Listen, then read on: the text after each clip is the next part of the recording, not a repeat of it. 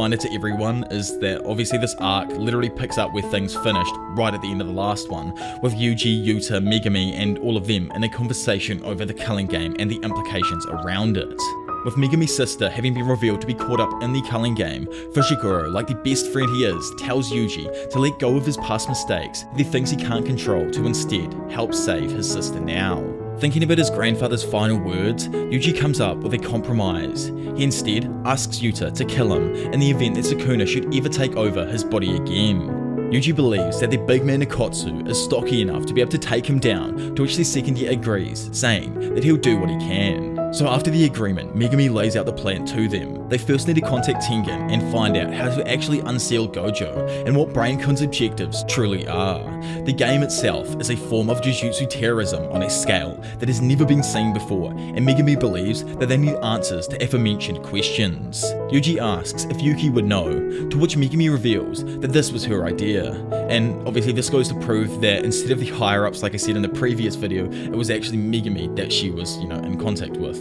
It's shown that Yuki is hiding at Jujutsu High currently and waiting for them while trying to avoid the higher-ups there. Yuta goes on to say that there is a problem with contacting Tengen. Due to the recent events back in the Gojo past arc, Tengen's concealing barrier is active and shuffles over 1,000 doors continuously, with only one leading to him. Yuji interrupts and asks what the situation with Nobara is, but only gets an encouraging, saddened look as a response from his boy.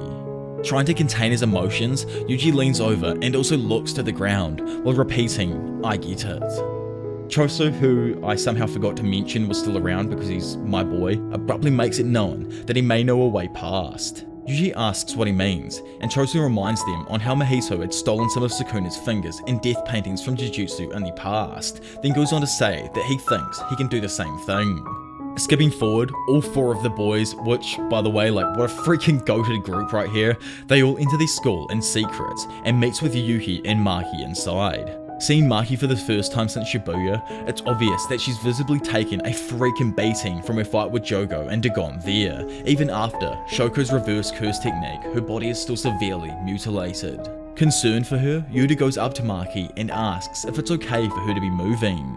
Seeing this though, Yuki explains to him that a reverse curse technique can't actually prevent scars from burns. Maki was literally only able to survive Jogo's flames because of the physical durability granted to her through her heavenly restriction. Maki then asks Megumi about their plan to slip past the concealing barrier. Choso, like the big pro he is, volunteers to inform the group and explains that between the correct door and the tomb is a cursed warehouse where his brothers are currently being stored. His connection to them will allow him to guide everyone to the correct door. Maki is satisfied with the plan, but she needs clarification on who exactly Choso is. After a brief silence, Yuji reluctantly tells everyone just to think of Choso as his big brother for now.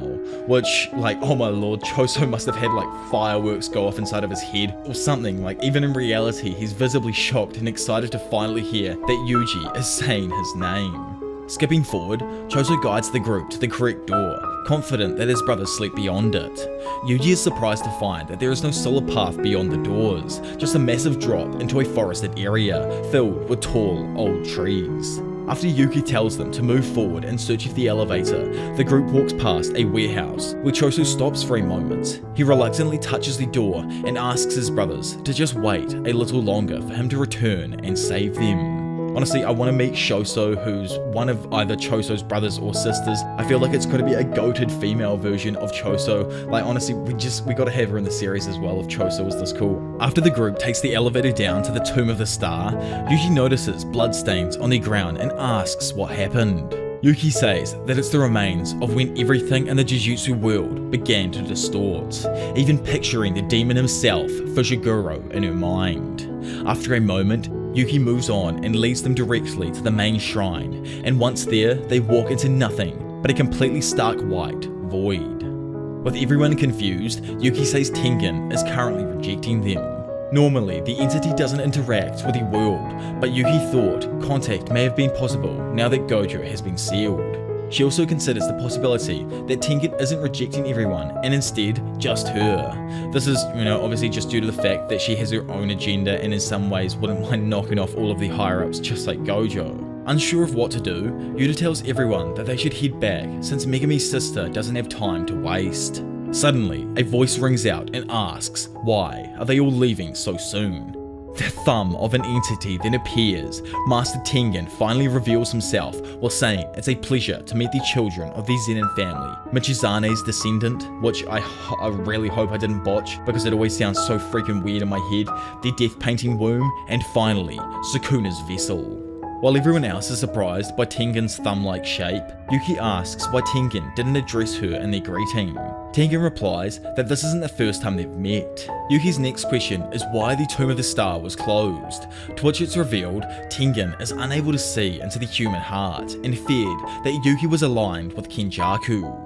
Finally, oh my god, I can stop calling him by the 900 names I keep giving him, as it's explained through Tengen here that Kenjaku is the real name of the body-switching entity that was once known as Noritoshi Keimo and now inhabits the body of Suguru Geto.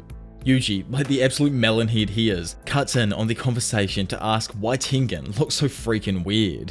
While Megumi stands there surprised with Yuji, Tengen explains that even though his curse technique grants a form of immortality, it's not anti-aging.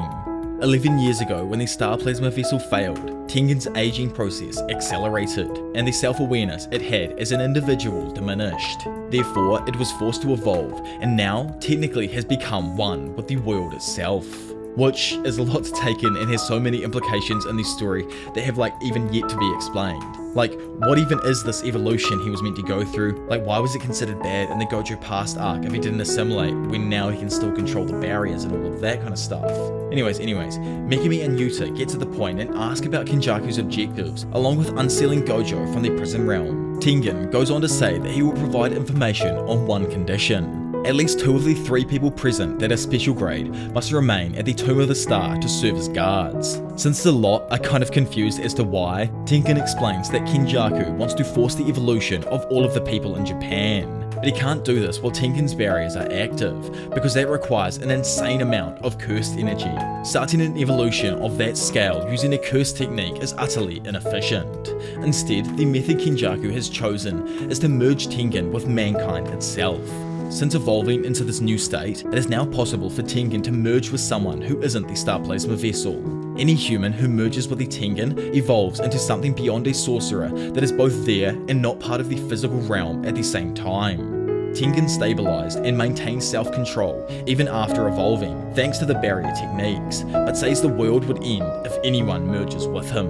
It's explained that there would be no boundaries between individuals and the impurities of millions of humans would flood the entire world. What happened to Tokyo would engulf the entire planet, resulting in a world of cursed spirits. What's actually insane is that Tengen also can't refuse the merger because the failed assimilation has caused them to turn into more of a cursed spirit than a human being, which is obviously a perfect target for someone with curse manipulation. So Kenjaku's plan is finally revealed. Honestly though, the amount of time that must have gone into this plan and setting up it and preparation and getting all the people that he needs to get must have been absolutely freaking mental. Anyways, due to the threat of Kenjaku coming to unseal the tomb, the corridor is rejecting everyone that approaches, hence, the White Room. Kenjaku was the one who set the plan in motion that stopped the merger 11 years ago. It was also involved with Sukuna over 1,000 years ago, to which Yuki wonders why is he making a move just now. It's said that the Tengen, Star Plasma Vessel, and Six Eyes are connected by fate. Kenjaku has been defeated by 2 different Six Eyes users in the past, and after his second defeat, he managed to kill the Star Plasma Vessel and the next Six Eyes user the day after they were born. Yet despite all of these efforts, they still somehow appeared on the day of the merger with Tengen. Being left at a dead end made him switch to the method of sealing the Six Eyes instead of attempting to eradicate it completely. However, in a turn of fate that neither Tengen or Kenjaku ever expected, 11 years ago, the heavenly gifted demon, Toji Fushiguro, intervened. A man who escaped curse energy entirely and therefore was not bound by the chains of fate that affected the Jujutsu world. In effect, Toji destroyed the destinies that bound Tengen, the Star Plasma Vessel, and the Six Eyes. Then along with Toji came Suguru Geto, a boy who just happened to be able to manipulate cursed spirits. Then, after what could have been 1,000 years worth of research, Kenjaku secured the prison realm 6 years ago, and all his plans fell into place. So in all actuality, this game is a ritual to ready the people of Japan for a massive merger with Tengen. It uses the player's cursed energy and their barriers to transfer everyone to the other side.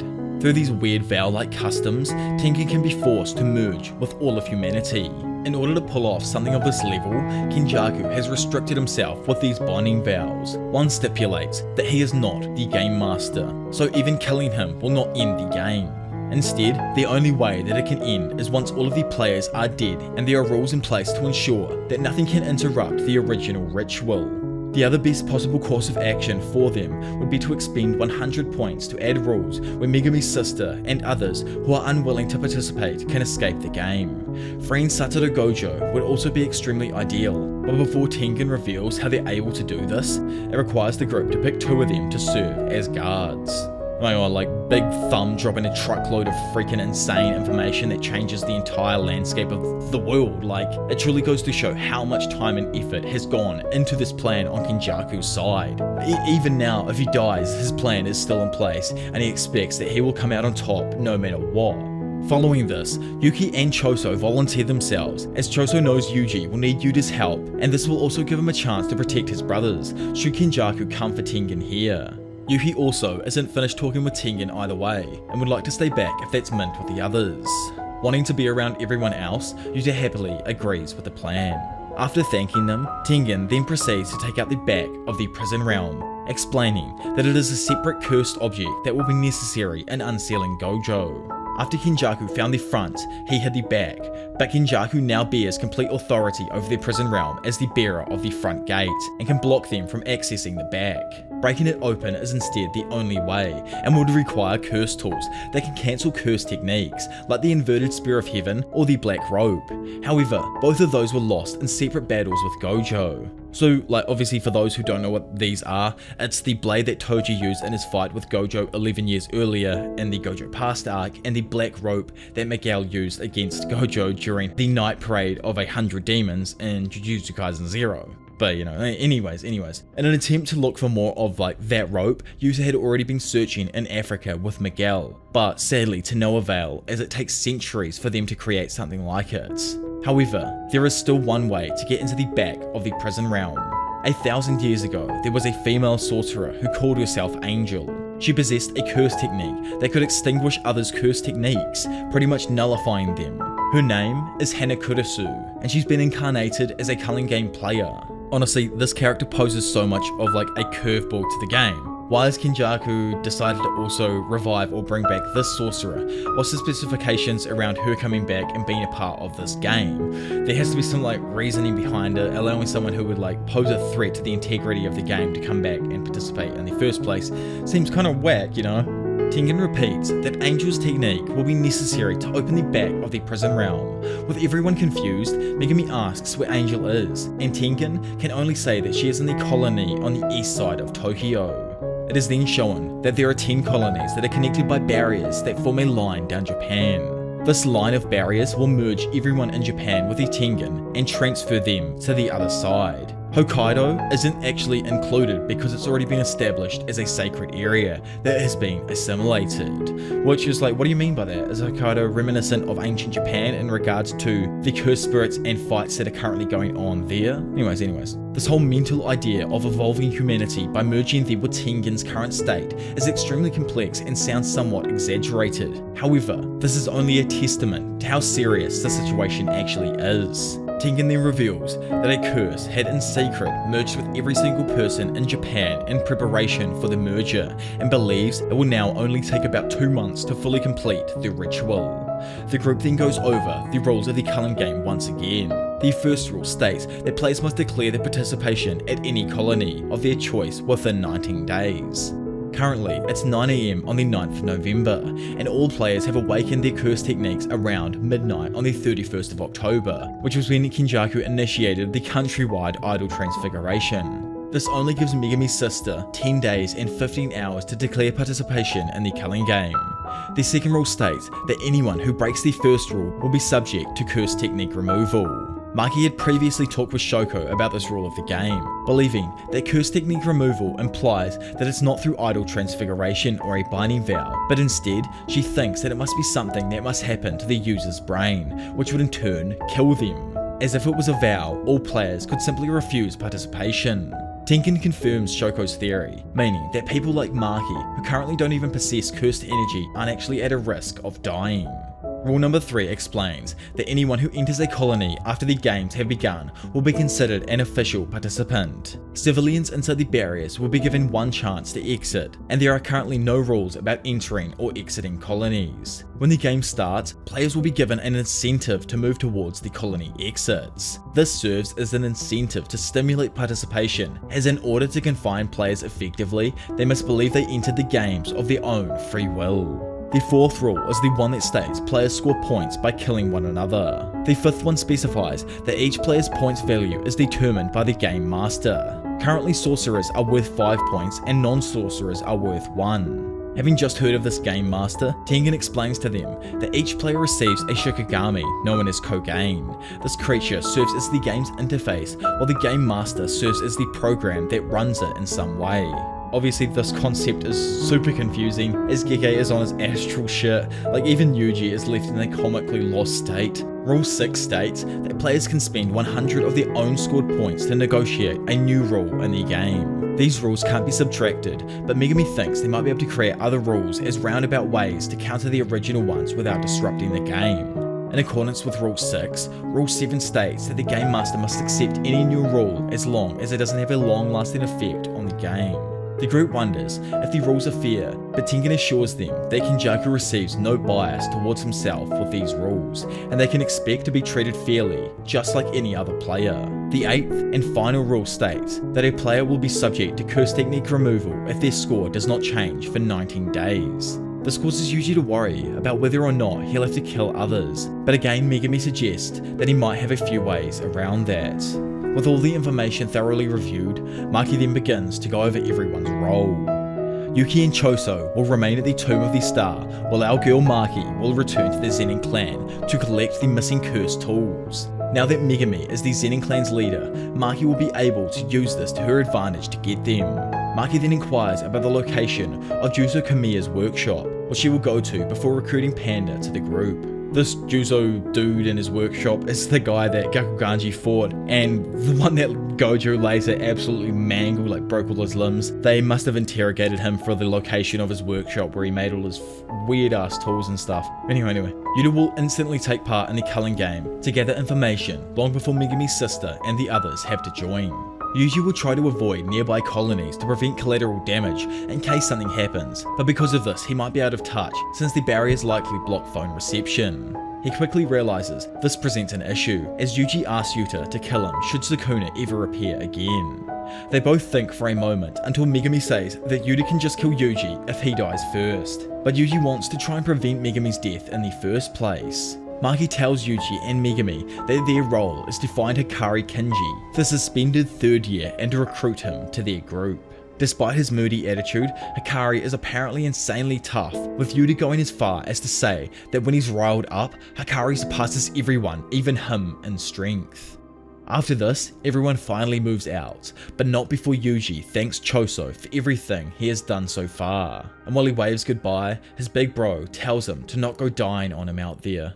Meanwhile, at probably a similar time in a random comedy club called The Public Stand, everyone sits around bored with an act that's obviously bombing on stage, like the man visibly sucks ass at comedy. His name anyway turns out to be Fumihiko Takaba. His mate tells the 35-year-old Takaba to quit because he's simply not cut out for the job. This massive Japanese dude, who just happens to be in the corner, says he doesn't mind his dumb jokes. He thinks there are 2 types of comedians who will always be in demand: comics who are funny, and comics who wholeheartedly believe that they are funny.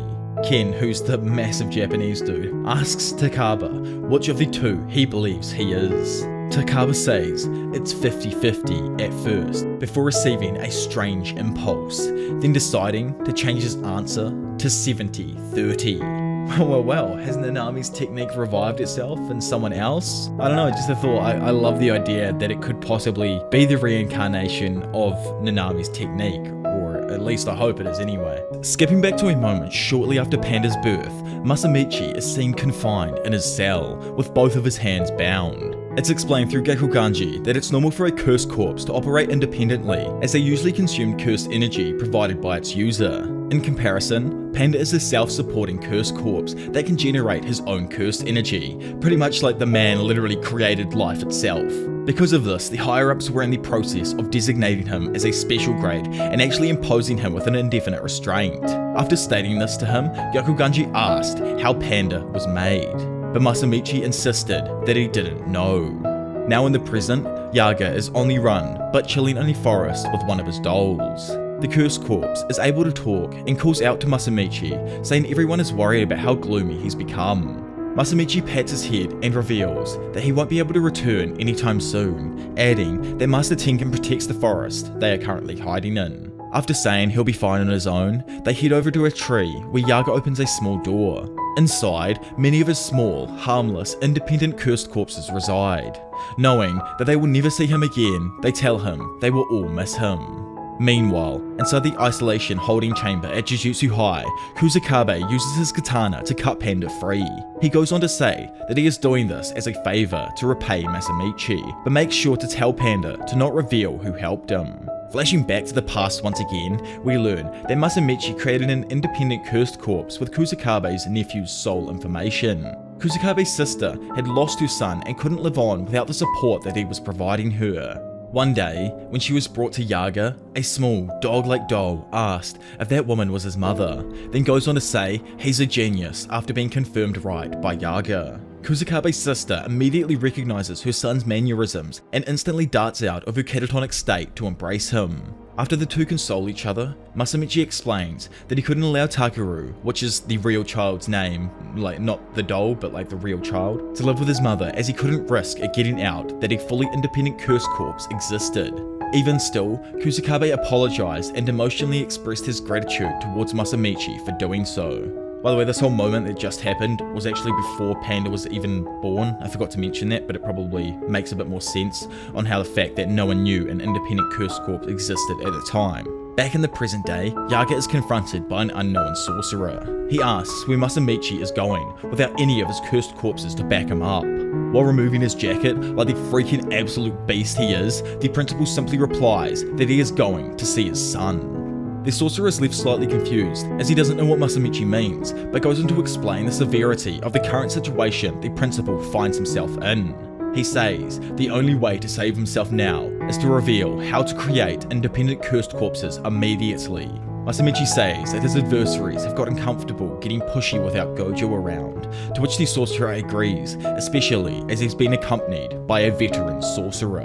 On cue, Gyakuganji suddenly steps out of the shadows and deals Masamichi a fatal blow to his chest, shattering the electric guitar and leaving him mortally wounded, with 2 deep cuts across his front forming an X shape that also splatters blood alongside the wall. Gyakuganji tells the sorcerer accompanying him to leave the two principals alone. Then with his last words, Masamichi suddenly begins explaining exactly how to create independent cursed corpses. He states that his soul's information can be replicated from physical information and inputted into cursed corpses' cores. These cores must contain 3 highly compatible souls which are always observing each other. This is the only way souls will stabilize and give rise to self-awareness and self-sustaining cursed energy. Confused and shocked by all of this, Gyakuganji asks why Masamichi would tell him now instead of trying to live by revealing this earlier. Just then, before passing away, Masamichi replies that it's a curse being passed on from him to Gyakuganji. Instantly after, Panda arrives only moments too late, just as Masamichi dies. Gyakuganji throws down the broken remains of his weapon in anticipation for Panda to retaliate. However, Panda simply walks straight past him towards Masamichi without so much as ever glancing at Gyakuganji. Confused, he asks why Panda doesn't fight, but Panda reveals that he's not like humans and their behaviours do not blind him. He understands that Gyakuganji was on good terms with Masamichi and these orders probably came from the higher-ups. Even so, Panda sheds a tear for his father and tells Gyakuganji to remember that even pandas cry. Which is just like too damn sad, man. Rest in peace, big Masamichi, you absolute goat. Anyway, now we skip away to the absolute brutality that happens over at the Zenin household. Like, oh my lord, you guys are not ready for what is about to happen. If you have not seen this moment, you are going to literally freak. It is so good. Our girl, oh, let's get into it. So in order to fulfill her role in helping with the Culling game, Maki returns to a place where she's never felt welcome. As she enters the Zenin household to collect the curse tools, she is immediately greeted by the misogynistic Naoya. Seeing how scarred she is now, he taunts her as he believes all Maki had was her attractiveness, and now that it's gone, he asks if he should mercilessly bully her like he used to in the past. He continues to throw abuse towards our girl, however, she just ignores his crude ass and heads on underground. After descending some of the stairs into the underground corridor, Maki finds her mother awaiting her there. She reminds her daughter that they cannot enter the warehouse, to which Maki, like the boss she is, nonchalantly holds up their keys while saying that Megumi is the new head of the clan and gave her permission. In a flashback, we find out that Maki was actually the person who revealed to Megumi that he had become the head of the clan. Heavily reluctant with the idea of being head, Megumi suggests that he let Maki take over for him instead, but she denies the option as she knows no one would accept her. She points out that he's inherited the Zenin clan's prized 10 Shadows technique and achieved its domain expansion. Megumi really didn't want to take the role as head and asked if things like acceptance mattered if she becomes the clan head. She would still get the resources, but Maki doesn't believe she's good enough to make this home a place where Mai belongs. Not yet. Once Maki said that about her sister, Megumi finally understood. In the present, as Maki cruises past her mother, she's suddenly screamed at by her to stop and instead come back. Maki's mother asks why her daughter is always like this and tells her to at least make her mother proud once for giving birth to her. However, Maki just completely ignores her pleas and continues on until she finds a door that seals the cursed warehouse. After using the key to unseal the chains holding their doors together, Maki finally enters. However, she's instantly shocked to see her father unexpectedly sitting inside of the room without a single curse tool in sight. Maki's father, who was another of the misogynistic lot, reveals that he anticipated Maki's move and emptied out all of the curse tools beforehand. He stands up and reveals Mai's injured body behind him. Mai, seeing Maki there for the first time, calls her an idiot for coming, which is really random when you put it in that context. Meanwhile, Junichi meets with Naoya to fill him in on the circumstances. Junichi explains to Naoya that Megumi is the better choice for the clan head because of his good relationship with Satoru Gojo and Noritoshi Keimo. At the same time, Junichi refuses to allow an outsider to inherit the entire fortune. Naoya asks why they don't just get rid of him, but then Junichi explains that they can't do that. Killing Megumi outright will hurt the Zenin clan standings with the other Gojo and Keimo clans, and they would fall behind in the power vacuum left behind by Satoru. Naoya asks why they're doing it now, if that's the case, and Junichi explains that they're going to take advantage of the notice from Jujutsu headquarters. It's explained there through them that it's been deemed a crime to unseal Satoru Gojo, so the Zenin clan is going to execute Megumi, Maki, and Mai as rebels plotting to do so. Naoya is amused by the plan, and while killing his own daughters will boost Ogi's credibility, Naoya wonders if he is actually okay with the idea. To which, as the battle begins between father and daughter, Junichi reveals to Naoya that this plan was originally Ogi's idea. Which just goes to show like how fucked up the Zenin clan is and how old all of their thoughts are. Like, look at the house, the woman, the men, the clothes, like literally everything. It's time to move forward, Zenin clan. You guys just do not get it. Like, don't get me wrong, I actually love it because that's the whole point of the sect in a way, to make you hate the group while still wanting to know more about all of them. Especially Naoya, like that dude is just written absolutely perfectly. Back as the battle starts off, Ogi activates his Falling Blossom emotion. He explains that he kept Mai alive as a bargaining chip in case Maki arrived with any unknown curse tools that caused in an emergency situation. Maki wields Juzo's masterpiece, the goated curse tool, Dragon Bone. Its effect or ability, I guess, is that after accumulating cursed energy, the user can eject it out the back of the blade to increase its cutting power. Maki plans to take advantage of Ogi's ignorance and bait entering a single strike duel while actually intending to hit back multiple times. Just before ending the standoff, Ogi asks why Maki thinks Naobito was chosen over him as head of the clan. Maki asks if it's because he's a terrible person, willing to kill his own children, which instantly prompts Ogi to start the fight. As Ogi darts forward, she blocks his first slash and follows up with an attack of her own, utilizing the momentum granted by curse energy shooting out the back of the blade. Ogi tries to parry but quickly notices his katana blade is actually broken, allowing Maki to get behind him and go for the finishing blow. However, with some unrealistically fast timing from an old timer, Ogi quickly spins around and counters with his blazing curse technique, momentarily solidifying his blade before he cuts Maki down. Maki's already busted eye is again hit and cut open along with her lower abdomen, which was sliced through from the attack. Left with deathly injuries, Maki doesn't understand what happened until she realizes that Ogi's blade has been replaced by the flames of his cursed energy. As she falls defeated, Ogi sheds a tear and reveals he couldn't become head of the clan because his children are indeed worthless. Man, like I said, I hate the Zen family's ideology and like Jujutsu in general. Like if you wanted your kids to improve, you would teach them techniques and not treat them like absolute arse all the time. It's not Maki who's the failure in this like situation, Mr. Ogi-san. It was your failure as a parent to teach your children correctly and guide them. And now, it is time to pay the consequences. As Ogi drags his twin daughters' bleeding bodies down a corridor, leaving a trail of their blood behind him, he explains why Maki lost. He says that she stepped in close and treated her opponent like a swordsman and not a sorcerer. He repeats that he did not become head of the clan because of the quality of his children.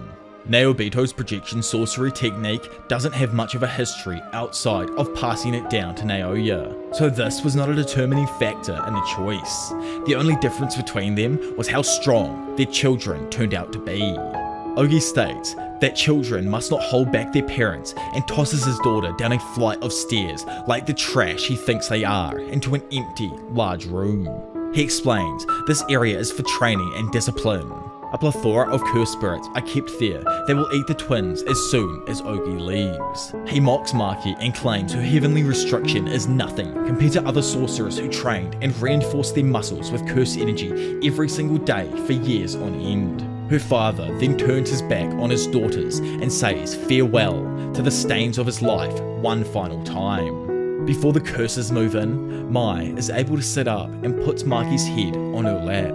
As she feels Maki's heart beating, she notes how tough her twin truly is. Okay, I used to hate Mai, but like really in this moment right here, it fully changed my total outlook on her. I always thought that she was just another of the Zenin household, content with the way things are, and that's why she was always a bitch towards Maki. But right now, we find out that Mai suspected that this would happen someday and is ready to do what is necessary to save her sister. She opens Maki's mouth and says, "This sucks," before breathing the life back into her.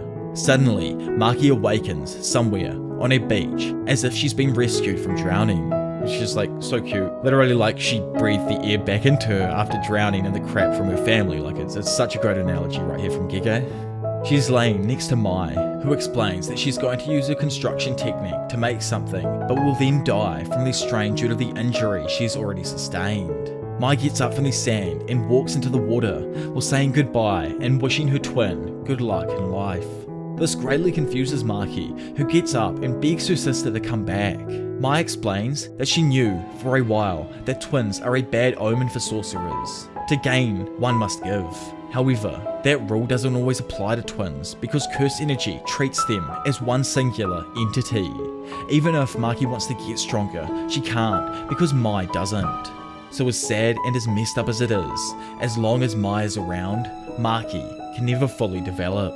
In an attempt to get her sister to stop, Maki tells her that she understands, but she still doesn't want to lose her sister and runs after her, asking for her to come home again. Mai extends her hand to Maki, telling her that she is only going to leave her one thing, so make sure to throw the rest away. Mai will take away all of their cursed energy when she dies, so in return, she asks Maki to promise her just one thing: destroy everything. Maki takes a small reed from her sister's hand and reflects on the time they were happy as children. In the next moment, hell itself has returned as Maki awakens in reality, noticing that she's holding a sword handle instead of a reed.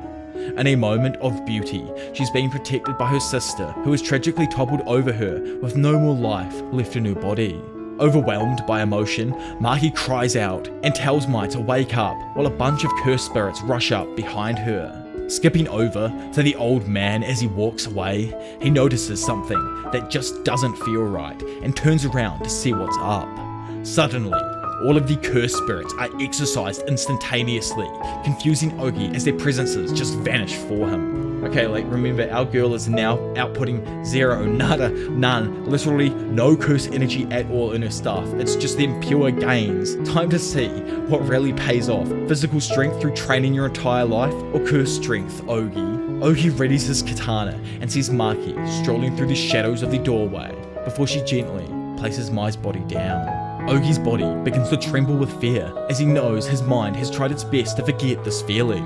Maki emerges from these shadows and instantly reminds him of no one other than the demon warrior who possessed no cursed energy, the breaker of fate himself, Toji Zenin. Struck with a jolt of fear, Ogi immediately activates his curse technique, Blazing Courage, coating his katana's broken blade in scorching flames that blaze a circle around him. With his scorching blade pointed at Maki, Ogi threatens to burn his worthless child to the bone in a fight to the death. However, before he could even finish talking, Maki, like the freaking beast she's always been, effortlessly decapitates his head while walking past him. In fact, I don't even know how much of a specific buff this was, like we have to get big old broken Ronin on it or something, but this slash was so damn fast that Ogi never even saw it coming. Maki stops behind her father's defeated corpse as it falls to the ground. She looks at the last gift Mai gave her, then ready to keep her promise, grips the curse tool in her hand and tells Mai it's time to get started. Time to start the absolute destruction that is about to happen. Like, oh, I can't wait. Ding, ding, ding, ding, ding, ding, ding. Literally, like as an alarm bell sounds out, notifying the Zenin clan, Junichi and Naoya leave their meeting room and go into a hallway. Young Ranta Zenin finds them and tells Junichi that Maki has gone mad and actually killed Ogi, which leaves the others completely surprised. So since the Zenin clan is like just freaking massive, they have a variety of different groups consisting of people with varying skill levels. One of these is the 50-man Kukuru unit that gets dispatched to apprehend Maki. Following in the pussy-ass way of every Zenin male, this captain, Nobuaki Zenin, tells his men that she must have killed Ogi in his sleep or in the bathroom, obviously severely underestimating her strength. This Kukuru unit is made up of Zenin men who do not manifest an innate technique, but are still able to use cursed energy. They end up fighting Maki in the cursed spirit room and surround her with at least 20 men from the unit. Standing there alone, looking like the complete hellhound with the dragon bone in one hand and Mai's creation in the other, Maki can only think about her sister. She wonders what her plan was and if she should really have given up on becoming a sorcerer alongside Mai. She figures that that might have been the right answer all along and apologizes to her sister for putting her through all of the pain that she did. From around her, the 20 Kukuru unit fighters all attack while Maki remembers Mai's final request: destroy everything. Maki opens her eyes just as one of the men attempts to slash her. Instantly, and on some freaking Matrix level shit, she avoids the blade and cuts off both of the man's hands in one fluid motion, then vaults over his back and cuts down several of his allies before finally beheading the fodder full below her. Despite their numbers, the Kukuru unit is frankly nothing compared to the now unrestricted Maki, who effortlessly kills one after another in successively brutal fashion. Oh my lord, I love this fight, like the look on everyone's freaking face as she's just annihilating them is perfect. This absolute egg, Nobuaki, arrives back, somehow expecting Maki to actually have been finished off already, yet as he strolls in, he's unpleasantly surprised to see that all of his men have been turned into bloody corpses by an unscathed Maki. Suddenly, our new beloved icon of female strength notices a surge of curse energy nearby, coming from Chojuro Zenin. Instantly, she's tossed flying up into the air by a pair of gigantic stone hands that then attempt to smash her while she's falling back down to earth. Nobuaki recognizes this attack as Chojuro's curse technique and notes that the Hei have now arrived. Which, by the way, is a group made up of only the strongest, comprised of everyone in the family with a semi-grade 1 or higher ranking. So now the proper fight begins. The stone hands aren't enough to hold Maki as she tears her way back out. Nobuaki and Chojuro attempt to stop her, but she jams her hands into their throats at blinding speed, literally killing them both before they could even react. Ranta, watching this, uses his paralyzing technique to try and hold Maki in place while yelling for Junichi to hurry up and finish her off. While Junichi sprints in to kill her, Maki fights back and forcibly breaks out of Ranta's technique. This literally sends his technique back at him or something similar to that, inflicting a horrendous amount of damage to his face. Still, despite bleeding profusely, Ranta makes sure to tell Junichi that Maki has indeed become just like Toji. However, unlike Toji, who never decided to destroy the entire clan on a whim, Maki will do that if she is not killed here and now. Junichi attacks Maki and launches a huge number of cursed energy propelled fists raining down from the sky at her. This pummels everything in the immediate area, which causes Ranta to believe they actually succeeded in his final moments. Ranta then collapses on his knees with a smile, thinking they won, and succumbs to the previous strain of his injuries, while Maki, the complete and utter god, walks out of the dust and smoke with Junichi's head hanging from her fist. Finally, the misogynistic Naoya Zenin, who secondly, under being an absolute hoe as the head of the Hei Squad, confronts Maki via a small, traditional Japanese-style bridge that extends over a nice pond. Standing there, he of all people calls Maki cruel and asks if she even has a human heart. To which Maki, with a cold and callous face, replies no, as her heart has already been taken from her. Skipping into a flashback during Naoya's childhood, we find that he had always been wrapped in cotton wool and constantly praised by his family members. He was recognised as a genius, and many always believed he would grow into the head of the clan after Naobito. Love how Megami just showed up on the block out of nowhere and messed up that entire plan for him. Anyways, Naoya heard of a black sheep in the clan who didn't have any cursed energy and went to see how pitiful that person was. However, after seeing him, Naoya was physically shaken upon seeing Toji's cold yet unconcerned eyes. Back in reality now, Naoya initiates the fight, quickly sending a series of rapid punches towards her. However, Maki is able to parry the majority of them while trying to count the number of movements in that singular moment. Sadly, while she's big-braining his technique, Naoya interrupts it and grabs her, causing her to be frozen inside a frame. Then, using the extreme velocity his technique provides, Naoya kicks Maki through several stone structures surrounding the area.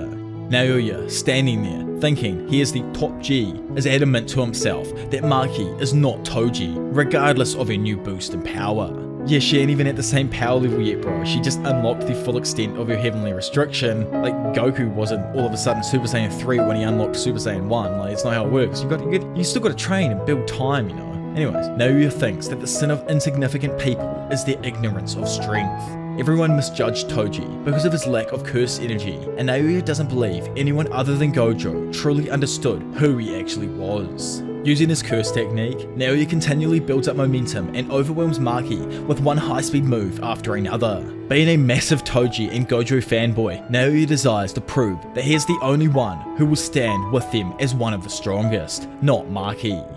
Even with her improved abilities, Maki is starting to get hurt by Naoya's attacks and struggles to keep up, admitting that the situation is getting bad.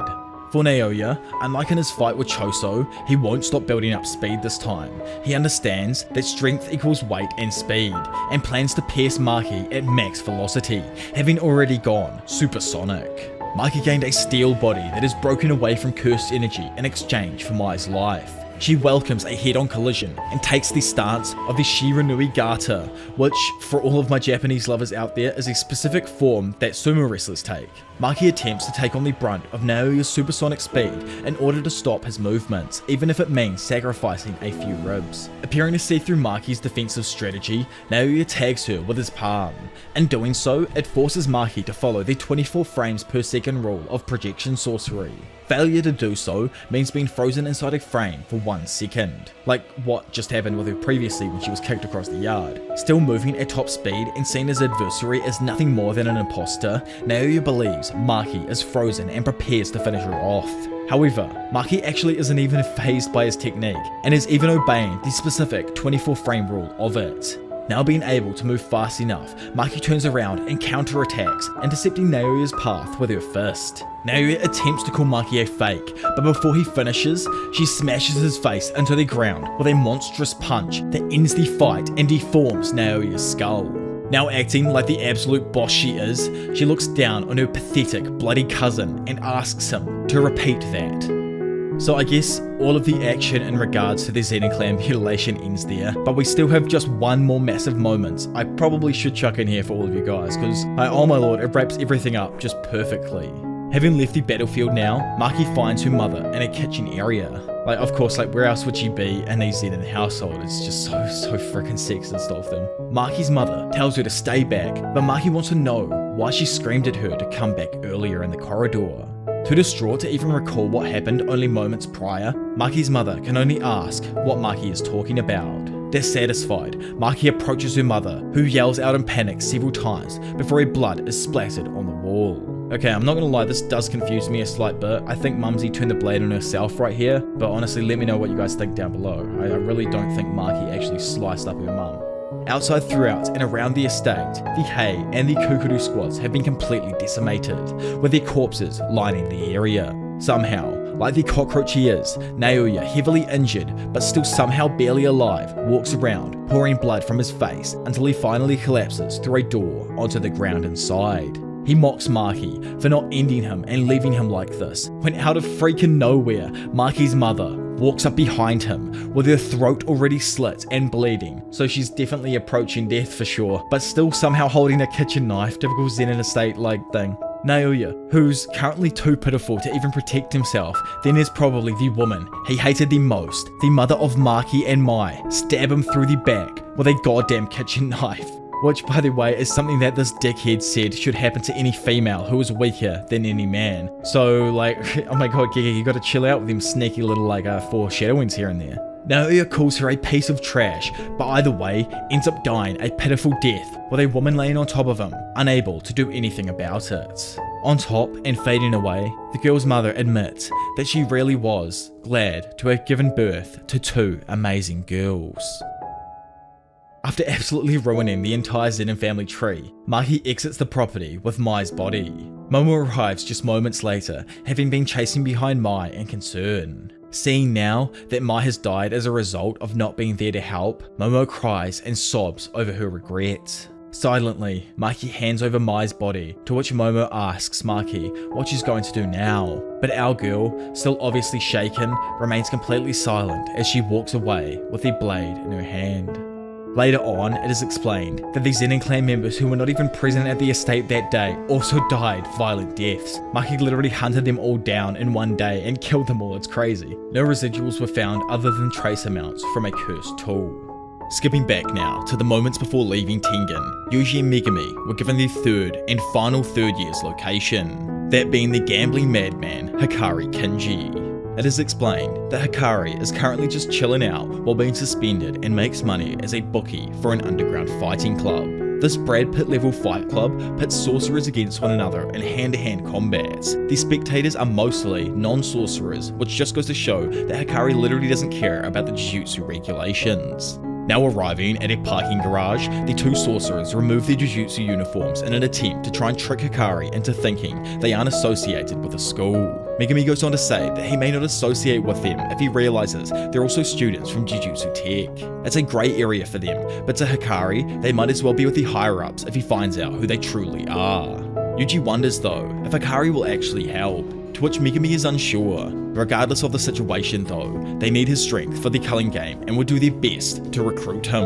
Megumi and Yuji walk into the entrance of the parking garage and are met by two men. The security guard looking dude tells the kids to get lost and instantly throws a strong hook at Megumi.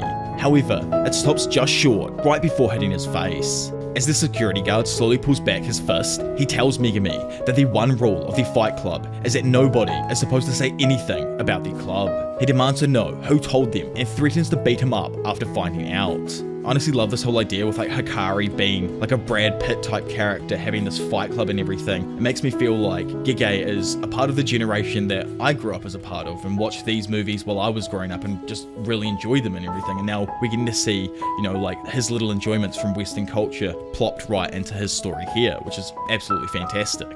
Megumi claims not to have gotten the person's name before he killed them himself. It was a cocky sorcerer that disappeared about a month ago, to which the guy recalls some dude who disappeared about a month ago but is unable to verify who it was exactly. Megumi asks to take his place instead and threatens to murk the bodyguard if he refuses. The manager then gets a message from the boss to add an additional fighter to today's tournament. However, only on the condition that Yuji is selected as the fighter.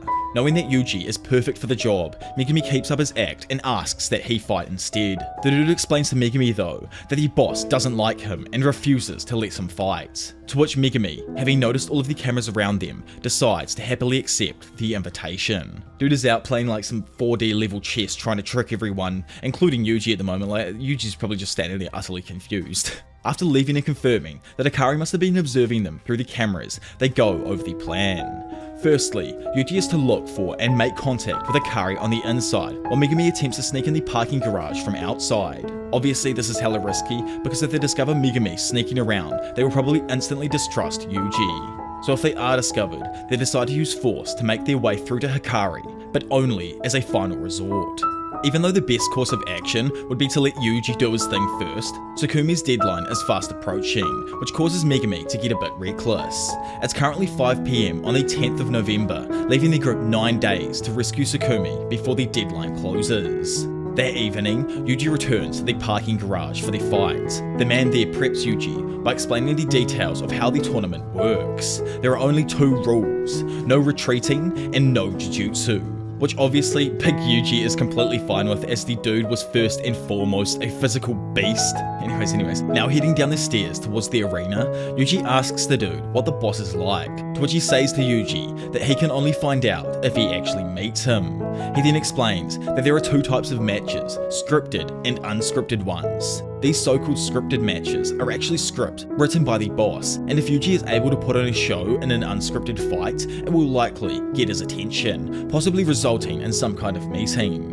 Arriving at the arena now, which is like this dope-ass section of the garage where the upper floor has been almost entirely renovated into an area that allows spectators to view from above, Yuji is introduced to his opponent, someone that I can 100% say surprises absolutely like everyone here. Even rereading the section, I forgot this beast made his appearance here. With that good old fighter announcer voice, the infamous John Bobby begins the tournament by introducing the newcomer Itadori against no one other than Panda. In a monitoring room somewhere nearby, chilling like the absolute king he is, Hakari sits with his associate as the fight begins. He expresses his displeasure as he believes things are starting to cool off. Hakari doesn't believe there is any fun in knowing who's going to win an unscripted fight. He doesn't think anyone will be able to defeat Panda and is barely watching. However, the lovely lady with him points his attention over to the television where Yuji is absolutely pummeling Panda in spectacular fashion. By the way, for those wondering, like the comment says just above, I'm pretty sure Hakari and Panda obviously know each other and are probably extremely well on that like classmate level type beat of friendship. Back in the fight, Yuji and Panda work together to put on a show that entertains everyone watching. In fact, the fight is so damn good it impresses even the GOAT himself, John freaking Bobby, who screams that this is the best fight he's ever seen. While the 2 trade blows, Yuji and Panda have a cheeky conversation to exchange info. Panda has been allowed into the fight club, but Hakari and the other cute 3rd year with him are actively avoiding Panda as well. After finishing their small conversation and agreeing to end the fight, Yuji lands a powerful fake body shot that Panda sells with a way over the top reaction to convince everyone that he's been defeated. Big Bobby announces Yuji as the winner, leaving a lasting impression on everyone watching.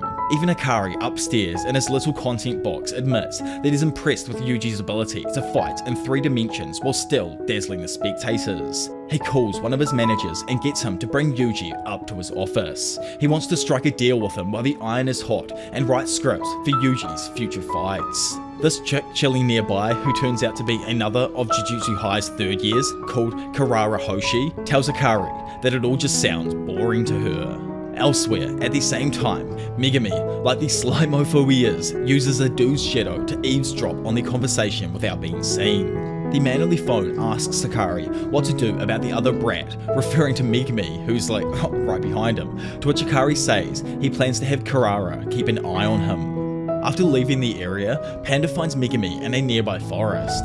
He asks Megumi if he thinks that Yuji will be able to contact Hakari, to which Megumi thinks that he will, but asks Panda why he actually hasn't seen Hakari himself. Panda knows where Hakari is and says that he's in the monitoring room on the roof, but can't get close to the door because of the Hoshi girl's curse technique. It doesn't matter what he seems to do, walk or run, he cannot approach the door. Megumi asks if it's only active when Kurara is in the monitoring room, but Panda is unsure since she's always with Hakari. Rather than forcing the issue, Panda attracted spectators to avoid getting on Hakari's bad side. He goes on to say that he thinks Yuji's charm will work on Hakari, but is also apprehensive because Yuji is an extremely bad liar, as we all know from literally every time this dude has had to lie about like anything. So in an attempt to save his ass, Panda gave him some tips beforehand, just in case something random happens. Worst case scenario would be for Hakari to discover Yuji is with Jujutsu High and boot him out. Panda wants to secure the area and monitor the door to prevent this, meaning that they'll need to murk a few of the fodder security guards to get up there. He knows where all the cameras are and their blind spots, as well as the positions of all of their lookouts. Megumi acknowledges that they might have a solid plan, but Kurara's technique remains a random factor in everything that they do. So if Hakari and Kurara do end up getting Yuji outside the door, Megumi says that they'll just have to give up on their objective altogether. Later on, and after winning another match in the Fight Club, Yuji sends Megumi a text at 12:58 saying that he's meeting with Hakari at 1 PM. While each of the 5 lookouts maintain their positions, Kurara nicknames him Yu and shares that Hakari had to repeat a year in junior high. Yuji notes how cheerful Kurara is, to which she replies it's because Hakari is starting to feel hot again. Having received the text, Megumi sneaks into the first guard's shadow and mounts him from behind. He chokes the man unconscious, tapes his mouth and zip ties his hands together, all done extremely quickly. The second guard then walks in without noticing a single thing is amiss. Megumi quickly slides into his shadow, then continuing on the UFC style takedowns, he knocks him out with a perfect triangle choke. At the same time, 2 other guards notice Panda playing with a tire. Initially confused, one of them wonders if he eats fish sausage, while the other recognizes Panda from the tournament. Suddenly, Panda switches on them and knocks them both out before taking the sausage, then heading up the emergency stairs. Panda regroups with Megumi on the roof and moves with him to guard the monitoring room door, when suddenly and unexpectedly, Kurara walks out of the room just below them. For a moment, Megumi and Panda just stand there completely stunned. Looking up, Kurara quickly notices the pair and instantly makes the connection that Megumi and Yu are both from Jujutsu High, like Panda. Kurara, believing that Hakari is in danger, reaches for her phone and tries to contact him. However, Megumi summons his beast of a Shikigami, the divine dog, Totality, to try and stop her. The Shikigami rushes Kurara and tries to restrain her, but it's sent flying back into Megumi.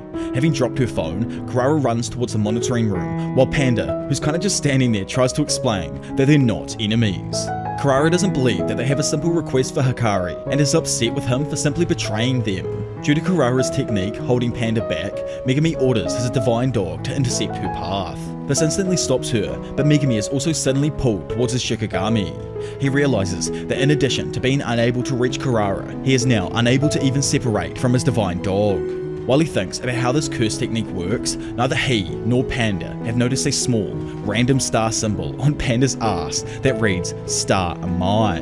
Like, oh my lord, bring back Professor Diavolo from the One Punch Man video. We got some space facts here, boys. So Amai is actually a star in the Milky Way. Amai is also like the traditional name of the star known as Delta Cruxes. It is visible from Earth and is only 364 light years away. Or if you want that in miles, it's about 2.139 quadrillion miles away. Anyways, meanwhile, inside of the monitoring room, Hakari, the final special grade student, finally meets with Yuji for the first time. In typical Jujutsu Kaisen fashion, Hakari hits him with a bizarre but intriguing question. He asks Yuji, would you believe me if I said you could work for 1 hour a day and make 1 million yen a month? Unsure as anyone would be in the situation, Yuji just blankly stares back in confusion. Confused, Yuji asks what he would need to do, but Hakari says he would have to pay him 200,000 yen. Obviously like a cheeky guru scam right here. But you know what I like a lot more than materialistic things? Knowledge. The more you learn, the more you earn. You know, I read a book a day not to show off, it's again about the knowledge. In fact, something happened that changed my life. I bumped into a mentor. Like, yeah, okay dude, totally, I'm sure that's how it actually works. Even Yuji, out of everyone, doesn't agree as he thinks that this all just feels kinda shady. Hakari agrees, and points out that it's a classic con where get-rich-quick scammers sell tips. It's an obvious scam, but Hakari notes that there are still a lot of people who will fall for it, and adds it up to something that he calls the fever. Hakari explains that both the scammer and the scammed are in a fever to change their lives. People get high on the fever and make stupid decisions, yet without it, people can never fall in love. Hakari loves the fever and asks Yuji if he knows the most direct way of engaging with it. Dude, like, Hakari is such a tricky character to get around and like write and stuff. Yuji guesses correctly and says that it's gambling. I find this part absolutely hilarious, but apparently lots of girls dumped Hakari in the past due to his constant gambling, but goes on to point out that life itself is actually a gamble. Society tramples on losers who don't know when to quit, but Hakari points out that everyone gambles. What people truly hate is losing. Hakari goes on to say that he wants to control the fever of the entire country using his Fight Club, which is really like the Fight Club movie if you think about it. Like, Hakari's character in general is really playing on that Brad Pitt side of the main character's brain and everything. He's going for that, like, I want to change the entire world prospect, or like the entire world feeling. He says that he wants to take advantage of the current chaos and expand his business, making the Jujutsu headquarters aware of his ambitions. Needing strong allies for this, he asks Yuji if he wants to get high on his fever. Yuji prepares to ask for help when all of a sudden they're interrupted by a phone call, which completely changes the atmosphere. After it ends, he offers Yuji a drink, which he refuses because of his age. Hearing this, he brings up out of the blue that Satoru Gojo can't drink either. Yuji pretends not to know who Gojo is, but Hakari, who finds this suspicious, finishes his drink and asks if Yuji is a spy from Jujutsu Tech. Before Yuji can speak up to defend his case, Hakari tosses the drink glass right at his face. Yuji deflects the cup, but Hakari quickly activates his curse technique, summoning two tall sliding doors that attempt to close Yuji between them. Yuji jumps above the horizontal doors and tries to speak up, but Hakari continues his attack, trapping him with his doors and kicking him in the face, while revealing that a call from Kurara means something bad has happened. Yuji recalls what Megumi said about only asking for cooperation, and headbutts Hakari in an attempt to get him to listen. However, the third year doesn't give up and refuses because now his fever is running cold. Meanwhile, outside the room, Kurara is in a deadlock with Panda and Megumi. Since they are stuck, Megumi tries to explain that they're not on the Jujutsu High side and they need Hakari's help, but Kurara just doesn't listen. Confused as to what happened between them and the higher-ups, Panda explains to Megumi that conservative members of the community prefer traditional Jujutsu, while Hakari has blended his with technology. So just think of the moment during the Shibuya incident where Mimiko and Nanako got absolutely murked by Sukuna, and he was like, ooh, a cursed camera technique, cool. That was a blended technique, as it had been like blended with the camera and the cell phone. Kurara points out that Jujutsu High lost because they have their priorities backwards, but adds that they always have Gojo to clean up their messes, so why are they even here, asking for help? Megumi reveals to her that Satoru Gojo was sealed during Shibuya, but Kurara makes a face of comic disbelief as she obviously just can't believe that that could ever happen. Realizing this, Megumi decides to activate his rabbit escape, summoning dozens of his rabbit Shikigami. As a large swarm of rabbit Shikigami cover the roof, he notices that each of the rabbits are marked with a symbol saying a crux. None of the rabbits can actually get near the monitor room, where Megumi notices another symbol, Stargate Crux, has been placed. The rabbits quickly spread across the entire roof so that Megumi can see where and where they can't go. Seeing this, Kurara repels them, but is still confused at the whole point of it. Kurara's innate technique marks Shikigami the same as sorcerers, so just like with the divine dog, Kurara believes that Megumi will attract all of the rabbits and suffocate inside of them. However, he suddenly dispels them all. Megumi asks Panda how rabbit escape was, to which Panda confirms that the Shikigami were attracted to him and the second floor, but they couldn't reach Kurara or the monitor room door. Panda finally figures out that he has been marked with the symbol Amai, and Megumi has been marked with a crux. Megumi isn't sure what's going on, but he knows that Kurara's curse technique is very likely based on a constellation of stars. Kurara notices that Megumi is figuring out how her technique works and puts her attention on him. Megumi turns to Kurara and says that it might be based on the Southern Cross constellation. Kurara is surprised that he guessed correctly, but gives it away that he got it correct with her reaction, which continues to add to her frustration. Kurara knows that if Megumi continues to figure out how the technique works, then he'll eventually reach the monitor room. Kurara resolves to hold him off and try to prevent that no matter what. Megumi thanks Tsukumi for teaching him about the Southern Cross, but is still confused because he knows it should have 4 specific points. Megumi and Panda get close to one another and discuss Kurara's curse technique. He initially thought that it assigned them each a point on the Southern Cross to maintain distance between each point. However, this can't be the case because Kurara can approach the door and Megumi can approach Panda. Megumi realizes that it's more likely that the curse technique has a determined route where there is a sequential order for who can go near what depending on what point they've been marked with. Panda considers that the technique doesn't affect the user, but Megumi debunks this because the Divine Dog Totality couldn't approach Kurara earlier. If Kurara and the door both had stars that repel Megumi and Panda, then Kurara could simply flee. Megumi and Panda surmise that this must mean the Southern Cross has 5 or more points, as if there were only 4 stars, one of them should be able to approach the enemy sorcerer. Since that isn't the case here, there must be a 5th star between them that they must go through in order to reach her and the door. Panda asks what they should do if there are 6 or 7 points, but Megumi says 5 is already too many to make sense for a cross. Obviously though, if you live in like NZ or Australia, or even pretty much anywhere in the Southern Hemisphere, you know for a fact that there are actually indeed 5 stars in the Southern Cross. Anyway. Knowing that she might be foiled soon, Kurara goes on the offensive. She ferociously jumps on the hood of the car and marks it with a mai, sending it flying up at Panda. The car flips into Panda, but he manages to catch it and assures Megumi that he's okay. While Megumi runs away, Panda tosses the car away from him, to which Megumi, concerned, reminds Panda not to throw the car away or else the mark will simply attract it back to him. And as he says this, the car comes shooting right back at Panda, slamming directly into his head. While sprinting, Megumi surmises that contact needs to be made by the user to place a star. Kurara marked Megumi by marking his curse energy through his Divine Dog. In order to mark more objects like the monitor room door or the car, they need to be charged beforehand with someone else's cursed energy. Honestly, Megumi is just so freaking big brain right now. If he had the raw strength of Yuji, dude would actually like be pure insanity. Anyways, Megumi focuses on seeing the cursed energy residuals on the car and finds some from someone other than Kurara. Continuing with his theory, Megumi assumes the technique doesn't have a long range, and eventually finds a parking stop marked with a 5th star, Mimosa. Megumi quickly touches the parking stop and doesn't notice any more residuals. He knows Kurara's curse energy is already marked with a star, so he assumes they can't use the curse technique to mark another object with a crux and attract more objects to him. However, to Megumi's shock, a bunch of objects marked with a crux are already heading directly for him.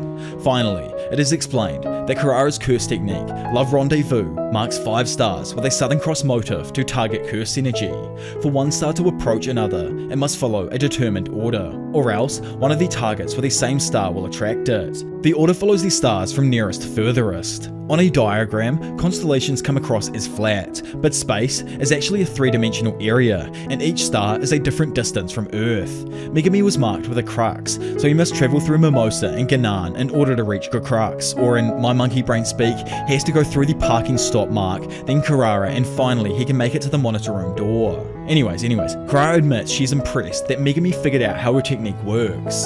That being said, Kurara believes Megumi was too quick to conclude that more objects couldn't be thrown at him. While Kurara can't mark more than 1 star with the same icon, she can simply remove the monitor room door marker and mark other things with Megumi's motif instead. Suddenly, Kurara is caught off guard when the Divine Dog randomly reappears behind her. Megumi's jacked up Shikigami quickly immobilizes Kurara, confusing her until she comes to the realization that Megumi never dispelled it. Instead, he was able to guess which one would attract the other and maneuver so there was a wall between them. Then after waiting for a while, he unjammed the Divine Dog from the wall so he could take advantage of the fact that Kurara was now approachable. With Kurara now stuck, it forces her to release the Love Rendezvous.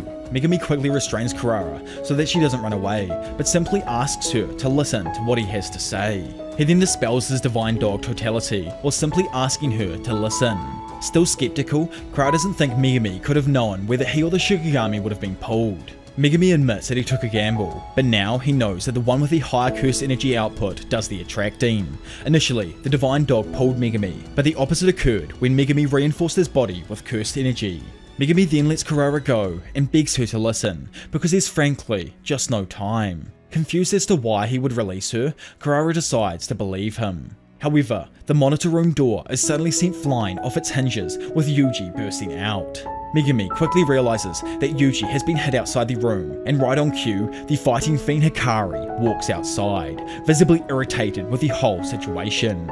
Yuji tells Megumi and Panda to stay out of it, prompting Hakari to believe that he's being underestimated. He immediately throws a devastating punch that smashes Yuji's face and sends him flipping across the roof. Hakari eventually notices that Yuji isn't even resisting, and in that moment, the first year springs back to his feet. Standing there, Yuji spurts blood out of his nose, while Hakari is just blown away, noting that his adversary doesn't even intend to dodge. To him, Yuji's lack of resistance all but confirms he's not a spy, so Hakari says that he'll hear Yuji out on the condition that he can remain standing, and flares up his curse energy. Kurara urges him to listen, but Hakari claims that he just said he would, before asking Yuji why he's asking him for help specifically. Yuji says that all of his seniors have confirmed Hakari is strong, annoying him.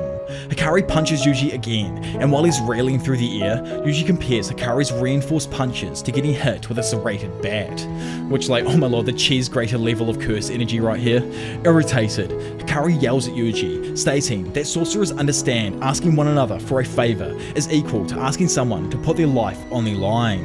In order for Hakari to take such a risk, he needs Yuji to prove here and now that he has the fever to convince him. Yuji claims that he doesn't have a fever, and is just a cog in a machine that sorcerers need to eliminate cursed spirits. Typical depresso Yuji right here, like even Hakari finds his answer extremely boring, so he decides to wind up another punch, prompting Megami to express his concern. Hakari strikes Yuji with the hardest blow yet, sending him flying across the roof into a wall and appearing to finally knock him out. Hakari begins to tell them to leave, but Yuji suddenly reappears behind him. Hakari is genuinely surprised and backs up, wondering how he's still standing after suffering 3 literally mind-altering blows. He asks Yuji what he is, to which he replies with the same answer as before.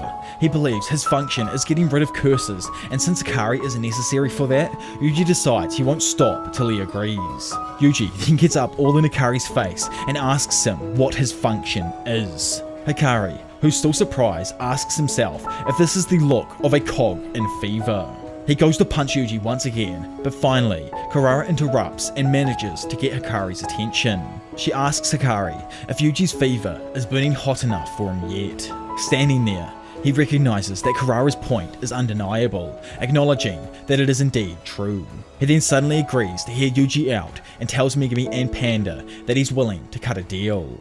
Honestly, if you're confused as to what happened, don't worry, because Megami and Panda are like just as confused as everyone else as to what's just happened. He asks Kurara if what they said convinced him, to which she confirms. Skipping forward, Hakari finally sits down and listens to what they've got to say. He's completely surprised to hear that Gojo was sealed, and Panda adds that Masamichi also died in a fight with Gakuganji recently after Shibuya. Obviously, this is like the first that they've all heard of Yaga's death as well.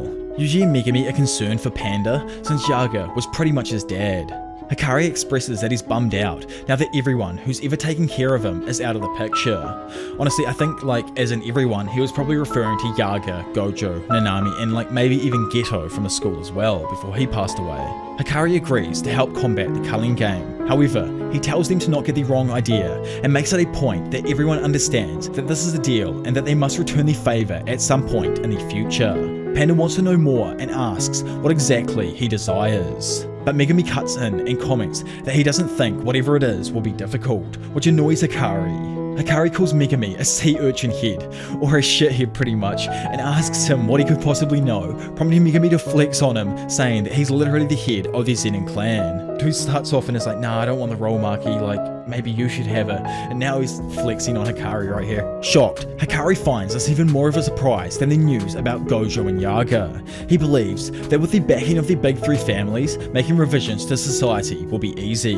However, the funny part about this is that, like I just talked about earlier in the video, Maki actually destroys the entire Zenin clan the next day. So her fight and all of that with Mai dying, etc. happens after this point, so I don't know why Gege decided to write this backwards here. Maybe he just thought it out afterwards and thought he'd throw that in just to add a bit more like confusion of the story, so thank you very much, Gege. With everyone in agreement, Yuji states that they need to decide what colony to go to, when suddenly Cocaine, remember like the game interface thingy that was explained right at the beginning of the arc, appears above Yuji and makes a loud ringing noise. Cocaine announces that one player has added a new rule to the game, allowing players to have access to information on other players. This information includes their name, number of points, number of rules added, and their current colony.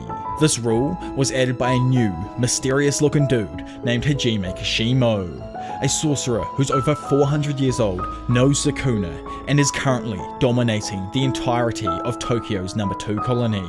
After making the announcement, Kogain introduces itself to Yuji. Its voice differs to that of the announcements, because now it's acting as liaison for the Culling game assigned to Yuji instead of the announcers.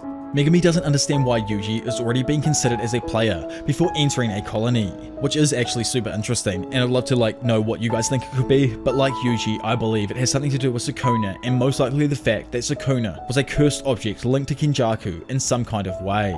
Megumi points out that that's still strange because Yuji ingested Sukuna's fingers of his own will, unlike the past sorcerers who were in contracts with Kenjaku. So yeah, there definitely is something else going on. What if perhaps it was actually the vow Sukuna made with Yuji? You know, the one that he doesn't actually remember currently even happened? Just an idea? Yuji has Kogain show him his own player info, and Megumi uses the list to find Kashimo, identifying them as the one who added the rule. Megumi believes that they can get through the Culling game without killing anyone by forcing someone with enough points to add another rule. The two players that already fit that bill are Hajime Kashimo and Hiromi Higuruma. In order to save Sukumi, the first rule they have to add will need to offset Rule 8. Megumi states that they can do so by adding a rule that allows players to transfer points between each other. After adding that rule, Megumi suggests adding another one that allows players to spend points to remove themselves from the game entirely, to which Hakari points out that might actually conflict with the long-lasting rules of the game, but Megumi figures that maybe it'll work under the right conditions. But ultimately, it's up to the game master, and regardless, the team now has a plan. While they look for the sorcerer known as Angel, they will also search for Hajime and Higuruma, then attempt to take them down for their points.